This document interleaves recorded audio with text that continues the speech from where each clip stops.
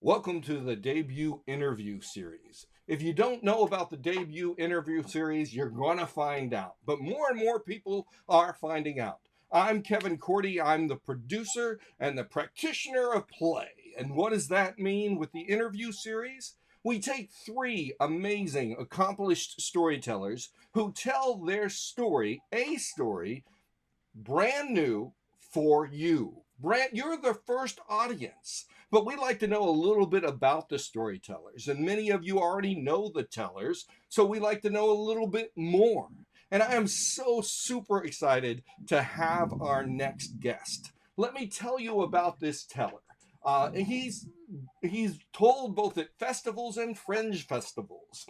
He's told throughout the United States and Canada. He was an exchange place teller at the National Storytelling Festival, and he's traveling virtual and in person around the country, or we'll find out if he's returned to that.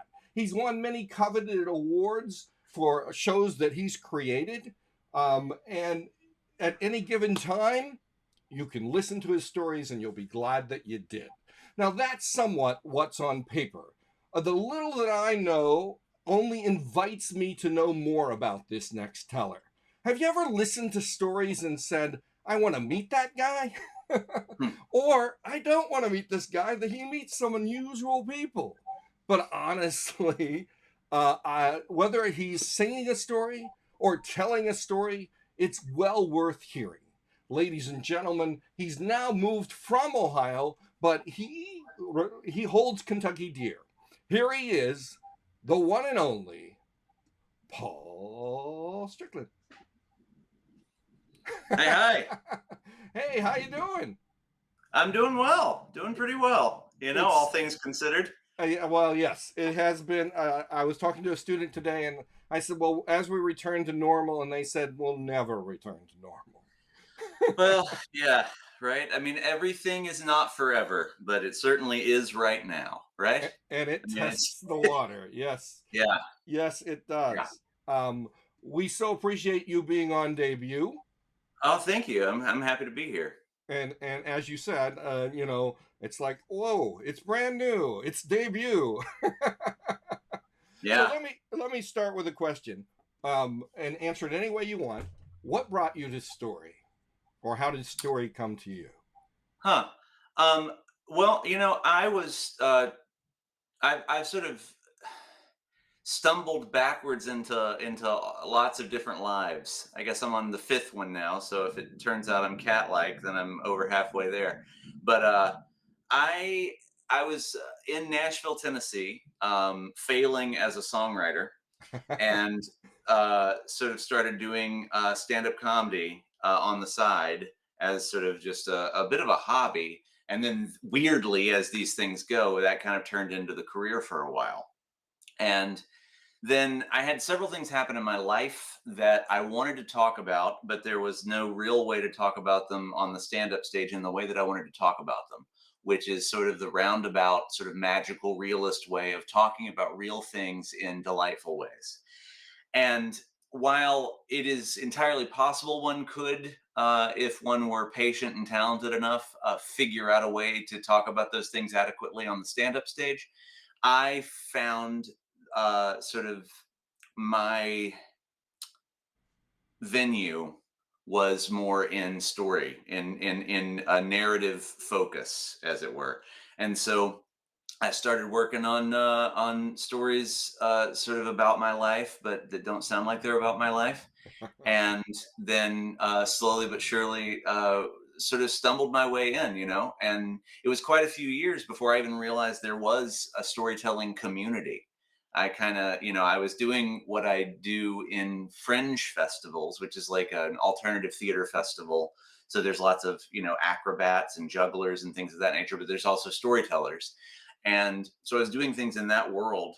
And a lot of the storytelling in that world, sometimes it is, sometimes it isn't very transferable to the traditional storytelling world. But what happened for me was I was in Cincinnati in 2017, and Bill Lepp saw me tell one of my weirdest sets of stories, actually. and was like, I think you could actually do this, but what do you have other stuff? And then I gave him my Ain't True Uncle False CD, and then he, basically just got me in contact with a few people, and I've just been building it from there. Well, So that's yeah. that's so great. And you said that well, we mirror when they were doing stand-up comedy. I worked up a routine. I went to Kent, Ohio, and they closed down the building. They didn't let me do it. So I'm like, is this a sign? I've married an Mm, improv comedian, but yeah. at the same time, sometimes story finds us. And all kudos to Bill Lepp. I mean, who's doing amazing stuff on the History Channel right now, which is Yeah. great to Yeah, see. he's doing really well for himself. Totally.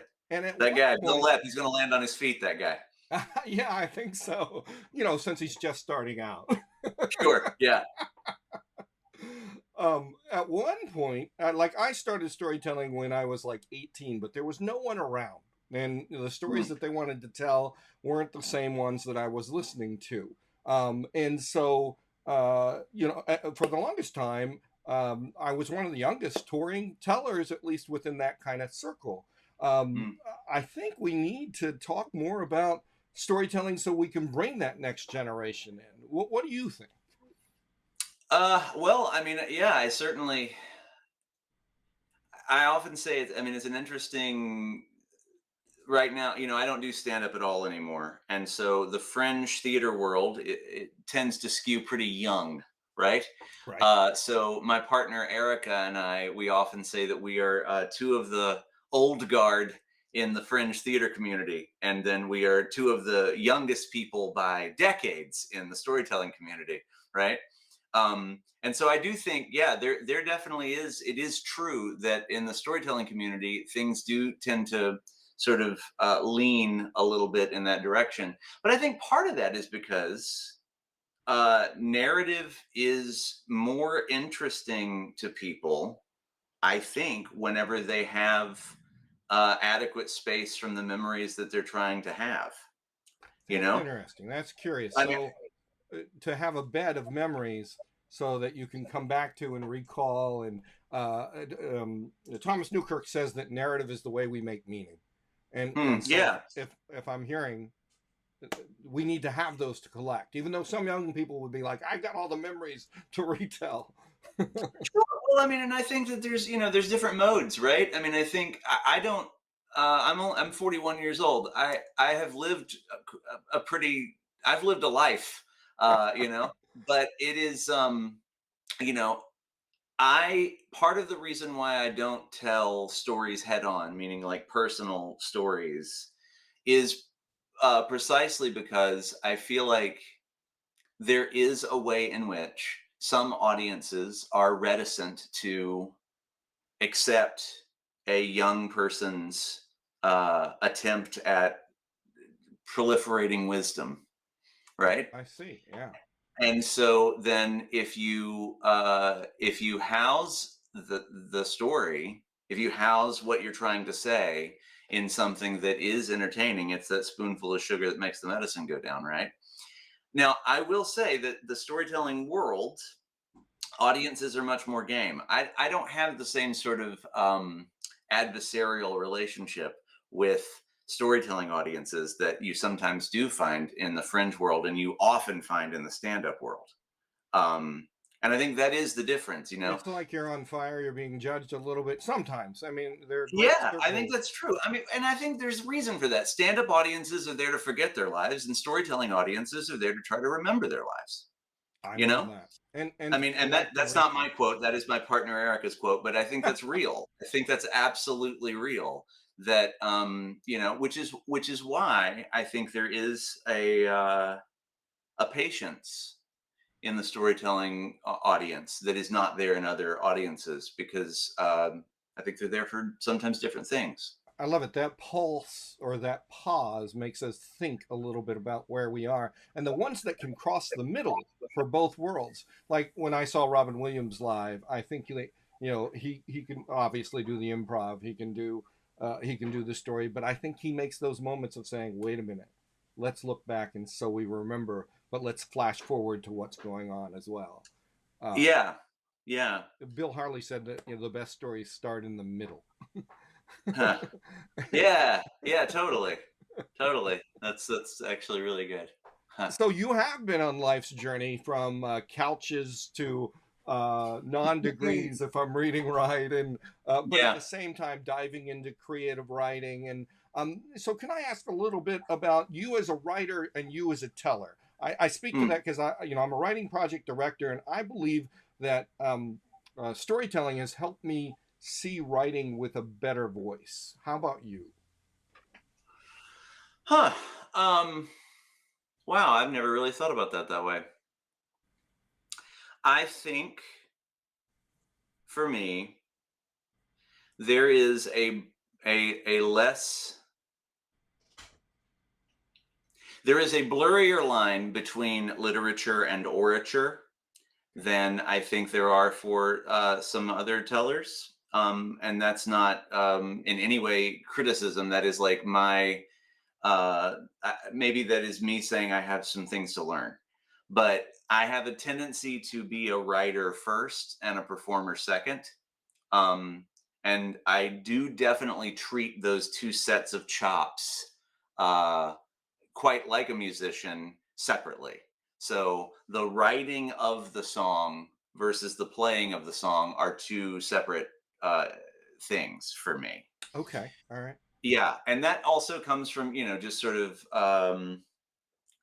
accidentally becoming a theater maker, right? I mean, I think there is a way in which now my stories that I tell and some of the theater shows I do, definitely I treat them differently, but I would have to say that some of the meticulousness in the craft for me, some of the detail oriented work that I try to do, definitely comes from a literary place first, and then I try to smooth it into the kind of orature that we are accustomed to in storytelling. So working from that concept, because you know how words work. I mean, words, and when you put them on a page, and I've been working against that a little bit. I mean, I love writing, but I believe that you need to word dance in the world and play in that world before you go to a solitary table to go play again with Hmm. the words. Yeah. Uh, and it sounds like you kind of bounce back and forth from there, but kind of lean toward let me get it literary so that I can move it through orature. Yeah, I mean, I think that's true. I don't, now that you're saying it, I'm trying to decide if I feel like it's story to story, and it depends on what the story needs. Sometimes I do feel like sort of playing with it aloud is the way in which I find what is needed in the story. And then there are times where if you have to just properly do some surgery, then it's easier to do it Right. on the page. Right. I mean, I'm Yeah. looking at old medical instruments, and I'm not going to get that through play unless I really understand what they are. So, Right. research and writing them down. But I Yeah. think that storytellers automatically start with writing first because that's traditionally how we are raised. Within Mm. school, we're like, well, write it down, and I don't want to see you until you have a beginning, middle, and end. Uh, and Yeah. I argue you can stay in one room for 1 second, or 12 hours working Mm. in there. I mean, have you ever been fixed in just one place and say, I'm going to play in this for a while before I move on? Or, like most published writers that I talk to, never work in a linear fashion. What do Mm. you think? I mean, yeah, right. Like when you say linear fashion, you mean like narratively This goes next, linear? this goes next, this goes Yeah. next. I'm real bad at that. I mean, I think if I mean, you've seen enough of my stories to know that that is probably not the way that I work. Right? I think of myself as a collage artist, I as love it. like a sort of I find pieces and parts of things, and then I place them on the canvas, and then I move them around until they work the way they work. And I think that the audience's eye, or in this case, their ear, does a lot of that sort of rhetorical ordering. Boy, that sounds pretentious, I doesn't it? love it. But it does a lot of that. It does. They do a lot of the work for me in that way, and I think some of coming to storytelling has been really great for me in that way, because I've learned to sort of adopt structures that pre-exist for the purpose of communication. Um, yeah. So yeah, I guess to answer your question, maybe I feel like that the writing itself is a way of discovering things, but I am finding more and more that as I kind of have a set of ideas and I place them together, the ideas and their juxtaposition sort of create this like alchemy like smell of a genre or a structure. And then that structure or genre sort of manifests itself from the work of like ordering and playing and trying to figure out how these things sort of echo off of one another, and then that ends up being a lot of times what the final product is, right, is whatever that initial sort of manifestation was, is what tends to be the thing that I sort of fill with then what I'm actually working on. For me, one of the things that you said when you were talking about the difference between stand-up comedy and storytelling, or directly or indirectly, is that pulse, or that moment between where people are thinking with you. And Mm. sometimes stand-up comedy, I think the writing is there too. We need to have that dramatic pulse. So I'm for some reason I have this quote by Rafe Martin in my head. And Rafe Martin, if you don't know, is a children's author, an amazing storyteller who works on Zen practices, said, "Stories are trapped in books. It is the storyteller who sets them free." Hmm. Can you respond to that? I'm yeah, that's an I mean, hmm. I mean, I think there are bad readers, right? Like, I think that's part of it. Yeah. I feel like that's got to be true, that, the container of the thing, should certainly does get trapped on the page. And if you are a person who, I think people read very differently, right? But having a storyteller means that there is more control over the story and its communication to the group of people that are in front of them. Whereas I feel like, on the page, it is more, it is actually even more subjective. I think the way that a reader sort of approaches something that's on the page is radically variable based on the number of things going on in their lives, and where are they reading it, in an airport, are they reading it by themselves in a room, are they, there's all of those things. Whereas if you are a listener to stories with a group of people ostensibly, and you are focused on the storyteller, then the storyteller has more control over the story. I think that's absolutely true. And that's why we need to argue for more vocal reading and vocal telling in classrooms. Yeah. Because I remember Yeah. the days when there'd be this sound, bing, turn the page, and this monotone would read. We really need to activate and train people as readers out loud, I think. Yeah, I think that's absolutely real. My nieces and nephews are doing that now, which is so nice. That my niece is 7 and my nephew's 10, and the number of times I hear them reading to each other out loud, I love it. it's remarkable, the jump that they're making in their sort of um, the speed of their sort of comprehension. You can see it happen Well, as they age, which is so lovely. Jim Treely said that the best way, and he wrote a book called Reading Aloud to Children. Mm. The most influential way to move a student toward success is read out loud every day, and there's a Huh. lot of research that supports it. Yeah. So I another area that you're in that you talked about creates a different demand is when you're singing stories. Can you mm. talk about? Well, first of all, why go to song?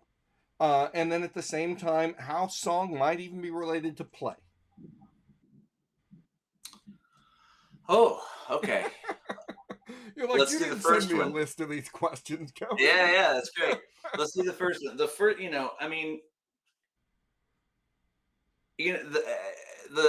songs are poetry on a horse, right? I love it. Yes.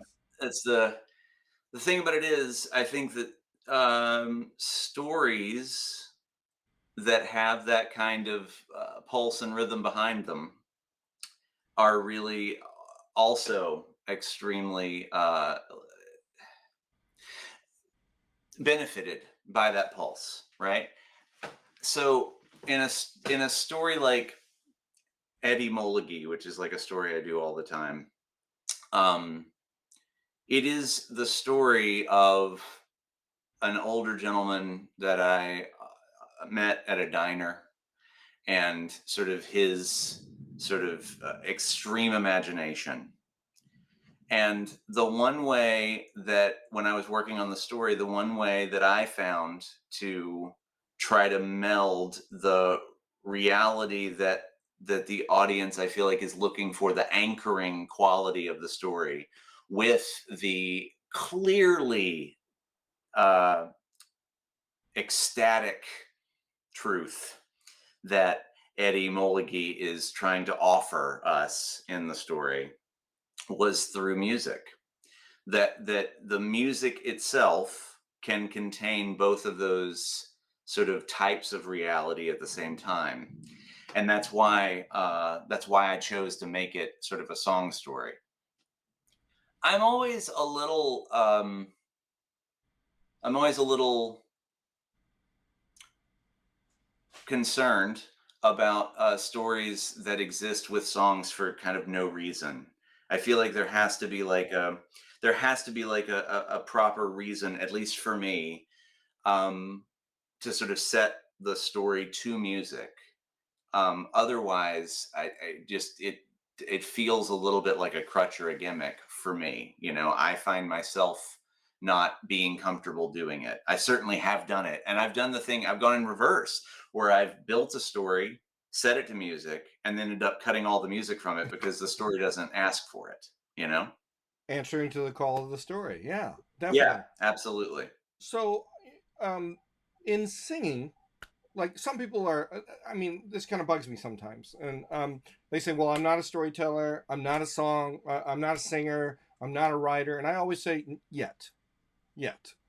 And Yeah. in play, we get to answer the possible. In play, we're giving ourselves permission to make mistakes. We're giving ourselves permission to try stuff new. Well, if someone says, well, I'm not a singer, would you still encourage them to sing to find story direction? Huh. I mean, yeah, I think there's certainly like things there. Again, I have a tendency to kind of go the other way, which is to say that the story direction tells me to add it, to make it a song, right? Right. Instead of going the other way. So I don't know that I would encourage somebody to do that. However, if their background was music, and they were very comfortable like living in that world improvisationally, for example, then I think that's another thing entirely.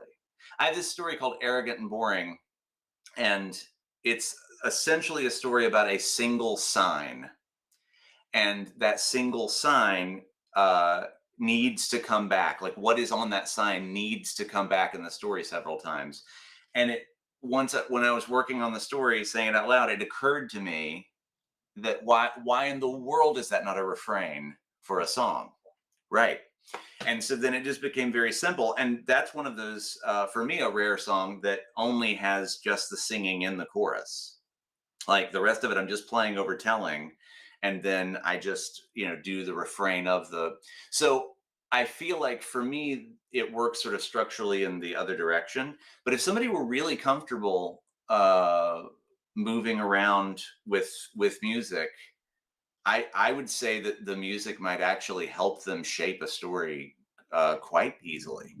I mean, music is such a structured thing, right? It's like the Basquiat thing about if if paintings, if if if visual art decorates space, then music decorates time, right? Oh, I love that. Yeah. And I think that um, that decoration of time necessarily requires you to think structurally. It requires you to think sort of um, in those ways that I feel like story is also wildly benefited. So one of the things I do with play, and or if I'm coaching and it's mediating, I will have them change the genre. Whether they'll Mm. talk out loud and write it as a letter. I'll say, sing a song to your 6-year-old. And I'm not looking for them to make the music stay in the story. If it happens, it's great. But I Mm. think that just putting it in a musical quality and choosing the words and choosing the rhythm Oh, can help them in story direction. yeah. um, because in play it's the story making as opposed to the storytelling. Mm. And I'm often, uh, and I want to know what you think. I don't believe in writer's block. I believe in writer's stop. All right. Uh, Where yeah. you can't go on using this method, so you might go around and walk around the neighborhood and sing it. You look Mm. funny to the neighbors, but you're looking at it differently. You're feeling it differently. You're seeing it. What do you think? Writer's block, writer's stop, writers don't know. Huh. Yeah, I mean, I don't know. I certainly have run into that before, though. I mean, I have stories that are very old, but I recently started telling, right? Like I figured them out over years because I just had to give up in the moment, you know? A buddy of mine was just here a few days ago and we were talking about a story the first time that he and I hung out 8 or 9 years ago. I was working on this story, and then it showed up for the first time when he saw me do something a year ago, you know? uh, And I think that's a real thing.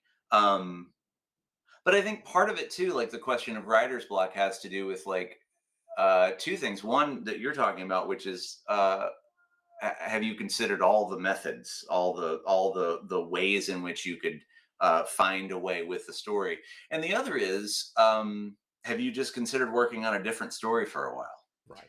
Because bookmarks aren't just for books, right? You can also like take a minute and step away from a story, and a Couldn't lot of say it. times something that happens in your life, in your everyday reality, will actually tell you what to do next with that story, you The know? late great J.J. Renault once said to me, Kevin, sometimes stories have to die so others can live. Ah, yeah, that's gorgeous. Yeah, Yeah, and it's so she was real. as well. And Yeah. it's in those little. It's when we talk about the process that we learn more. Just in Mm. this conversation, I'm learning more about story making and moving song and rhythm. You've already answered this question, but I'm going to ask it. Thinking as a songwriter, as a writer, as a storyteller, as a fringe artist, how important is play in your work? Yeah, I mean, extremely important, right? I think that it's again, I think that for me it is story based, meaning what, like that particular story, the way in which sort of play has an effect on the story differs story to story. Um and it's based on what the story needs, sort of sometimes draft one of a story idea comes to me and it's just very clear what we are doing with this thing, and then a lot of that has to do with sort of crafting it, for me I think sort of with with with needle and thread, but I think that there are times where I will work on a story for a long time on the page and then still be dissatisfied with it and be walking around telling it to myself, and then it will become very clear to me that the mistakes I made uh, were because I was trying to inorganically sort of approach the story. Right. So I feel like there is this sort of interplay, this sort of push pull relation, this clutch gas relationship with play that I have in my work, which I think is sometimes is part of the reason why the nonlinearity is so explicit. It's so on the surface. Um, but it's also the way in which I am able to make the nonlinearity feel organic. is through saying it out loud so that I can feel um, the way that the story is or is not communicating itself between me and the audience. Yeah.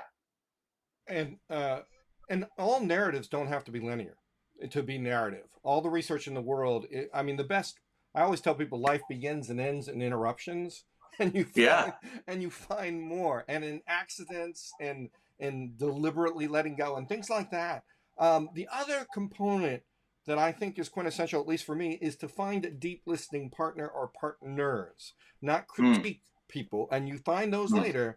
Do you surround yourself with deep listening partners? Yeah, for sure. Yeah, I mean, stories often once I start to feel comfortable enough, then definitely there are a handful of people that end up hearing them. Uh, More times than one.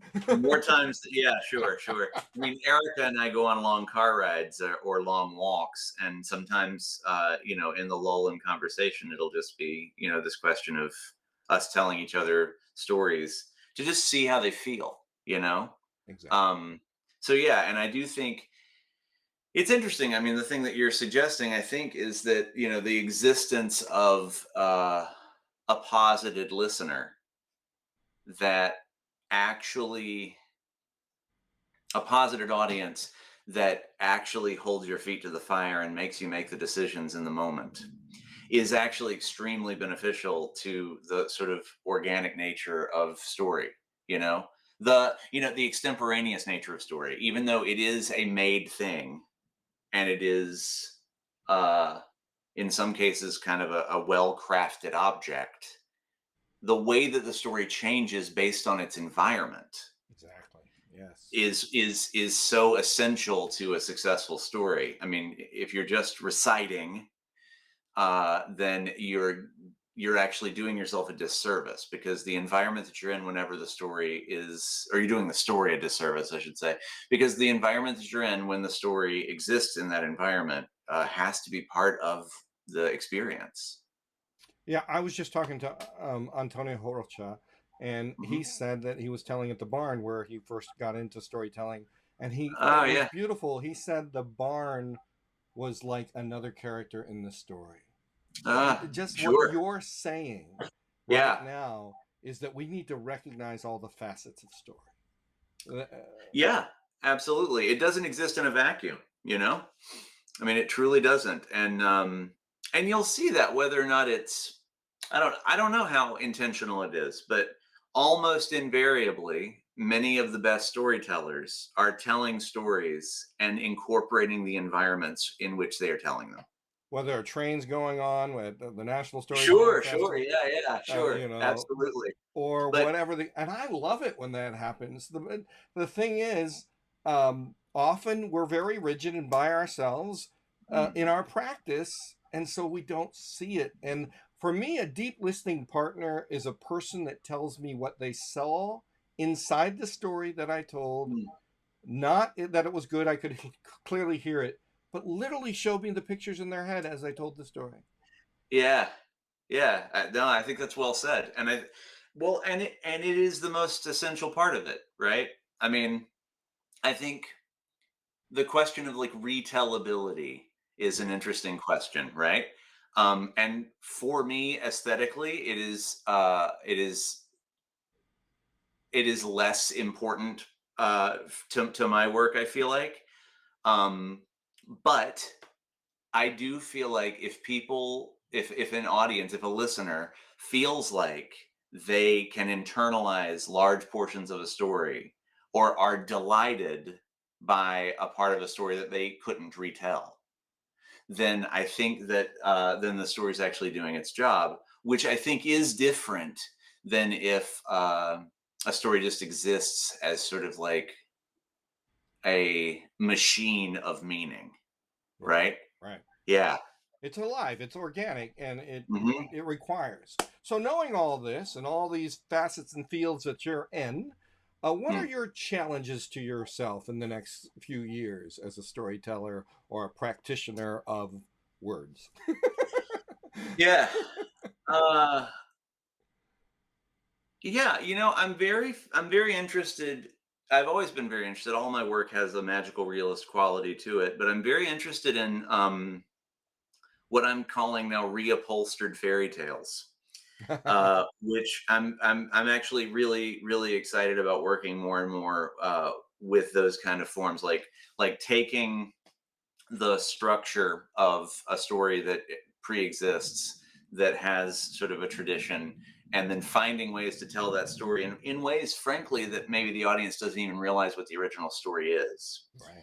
But I find I'm really having a good time with that right now. And that is a part of the storytelling world that I didn't have any access to as certainly as a stand-up, um, but not much as a fringe artist, really. I think so. I'm really kind of getting into that a lot right now, and I think that's the direction a lot of my work is headed. Um, I don't think it's going to get less joke dependent. Ah, Um, and I don't, I think the music will always be, kind of a question story to story as to whether or not this thing needs it. But I think I am interested in traditional forms, playing with them. and yeah, I'm really interested in that right now, and it's a world I'm extremely uh underexperienced in. Well, in about 3 hours, I'm going to play with the Pied Piper. So, Yeah, there you go. Totally. and as you know, you have to read many versions, and but you have to do it for me in a sense of play. You know, what's not being said here? What's being said here? So Hmm. I'm looking forward to you diving into this world. I think it's only going to be fruitful. And the spirit of debut is about being new. It's about the motto is there's beauty in the beginning. So let me ask you this, Paul: why debut? Huh. Yeah, well, I don't know. I mean, I'm taking it as kind of a fun challenge to myself to, like I said earlier today, I find play to be a thing that I have incorporated sort of as a second or third step in the process. So the idea of approaching it kind of at the foundational level uh, is kind of an exciting slash somewhat scary process. But I'm excited to do that, and we'll see where we go from there. I'm not quite sure what I'm going to tell for debut. But I will tell you that it's probably one of two things, and we'll go from there. It'll either be this story that I have that I've never told, about this kid's three daydreams and how they all relate to the fact that he may or may not deeply believe that his father was in fact a knife.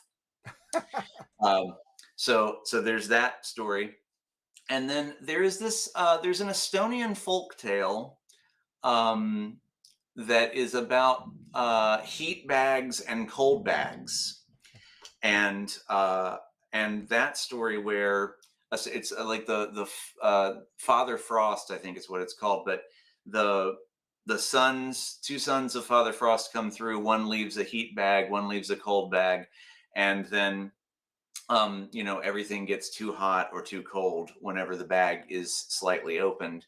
And then this farmer figures out how to use that to his advantage as a farmer. And so it's a really cool story. I don't want to sort of retell that story, but I want to take that exact structure and find a way to sort of, set it in urban Kentucky or something. And um, and Oh, and and I like the idea of like heat bags and cold bags, our ability to sort of ostensibly harness and control nature in these ostensibly magical ways. and I see the direct connection to Kentucky with the heat and cold, Yeah, sure. as well. Either Totally. story, I'm sure, is going to be fruitful, and based on all that you said, I'm sure you're going to serve what the story needs and answer to the pulse of the story. Yeah, It, hopefully, I hopefully. so look forward to seeing you on when is debut. I'll tell you if you don't know. Debut is the 28th. Is 29th. that right? 29th. Okay. 2 o'clock Eastern Daylight Time. And we're so excited to have you. And I'm sure we're going to be inviting you back. But right now, Paul Strickland, you have the last word. Oh boy. Well, I'm really excited to get a chance to do this, to play in this way, and I think that this work that you're doing, Kevin, is really essential to sort of um, open up the process for people, and as I have said in the past, like to demystify the process of creation. I think it's gonna what the work that you're doing makes it possible for people who maybe find storytelling to be impossible for them. It helps them see that not even impossible, it's actually necessary. So yeah, so thanks so much.